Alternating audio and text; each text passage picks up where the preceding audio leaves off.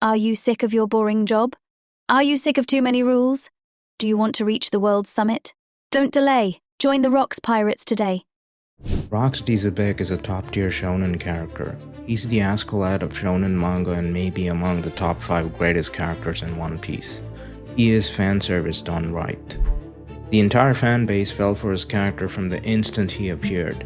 In 2017, Oda said that he would introduce a lurking legend that's connected to Whitebeard, and revealed tiny bits of lore every 100 chapters or so.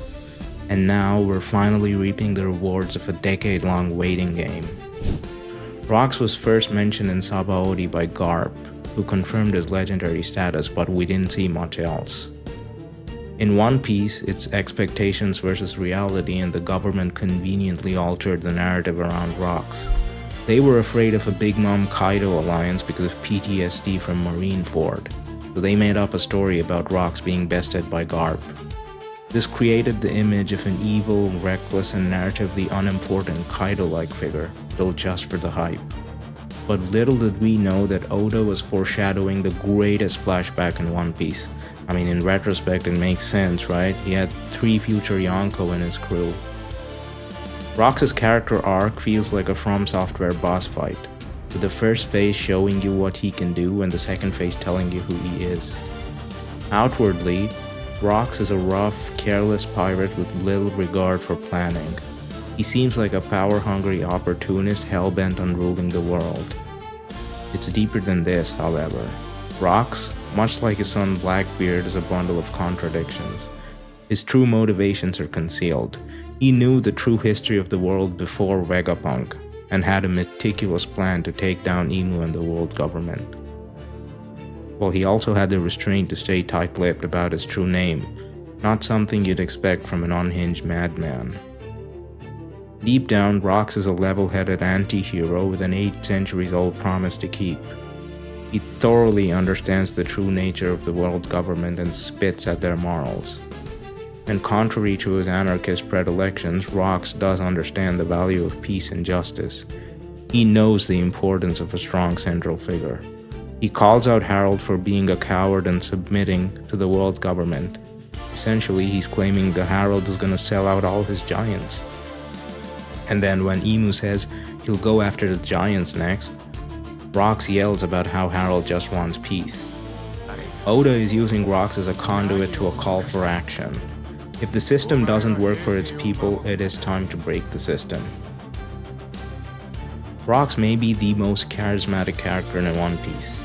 His exaggerated speech and personal achievements can convince anyone to follow him to the end of the earth. He used the Davy-back fights to first prove his worth to new crewmates and instill confidence that those lofty dreams were within reach. His speech about taking the summit of the world is among the best in One Piece.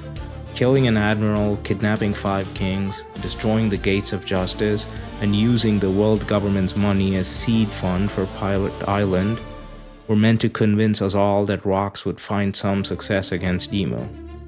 He infantilized the supposed king of the world and relegated him to second fiddle. He made a mockery of Marijo and the world government for his rookie feat, his clan being descendants of Davy Jones, and his deep-seated belief that nobody can rule forever. They're central. It explores the themes of destiny, inherited will, dreams, and freedom.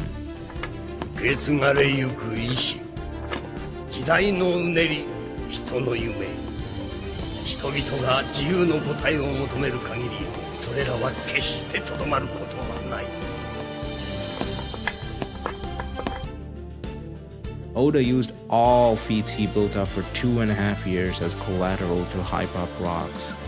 He did this to show us how much it would take to do any meaningful damage to the world government. In 20 chapters, we got to see casual banter between Yonko, a threat to the literal king of the world, the murder of an admiral, and a battle royale between top tiers. We casually got more Void Century lore too. Honestly, I forgot One Piece was Luffy's story a few chapters into God Valley. God Valley also solved many long-standing mysteries like the origin of Shanks, Blackbeard's backstory, the involvement of the Holy Knights, and the origins of a revolutionary army. It is literally a Christmas present from Oda. There's also quite a bit of politics involved in God Valley. You see, One Piece is adept at portraying political systems through its various factions, with each faction representing a style of government. The world government represents a kind of state-sponsored capitalism with its punitive taxes and labor practices. The revolutionaries are modeled after the communists. Oda famously has a picture of Che Guevara on his wall, and Dragon is loosely based on him. The pirates practice anarcho-syndicalism, a style of government that was espoused by the anti-imperialist Black and Red Coalition in Spain, one that believes in direct democracy and a weak government, kind of like a pirate crew. And One Piece even seems to favor the system of government. And Pirate Island is how that system would work in practice. There is no absolute hierarchy. Each member likely leads their own tiny crew, like Big Mom and her information network. They are united by common interests. All the hero characters in One Piece somehow ascribe to this system, including the Straw Hats. But the Straw Hats are also personally invested in each other. Oda used rocks like Santa Claus. He rewarded longtime fans and served god-tier agendas that would feed us all till the final arc. One Piece is a story where the characters grow along with its readers, and Oda in a way thanked the OG fans through God Valley. It's so full of nuance that only the experience can relate to. Rock's strained relationship with Harold, him placing his family before his own dreams and then finally falling prey to the system, deeply resonates with us, especially those who've abandoned countless dreams because of cruel and manufactured realities. Rock's similarities to Askeladd from Vinland Saga are striking. They both know their history, they both use violence as means to an end, and they're both fighting deeply entrenched systems. They believe in an ancestral promise and have a strained relationship with their only friend. They also set the stage for a new era as their final act of defiance. Rock's final moments are tragic. His lack of preparation to face Emu led to his undoing. In the end, he fell prey to the very system he sought to extinguish. The real tragedy here is how unlucky he truly was. Nobody truly understood him, not even his best friend Harold. His tearful clashes with Roger and Garp are lessons to us in many ways. Oda is decrying a society that crushes our dreams and extinguishes our souls. And the only way to defeat this oppression is by uniting our strengths, just as Roger and Garp did.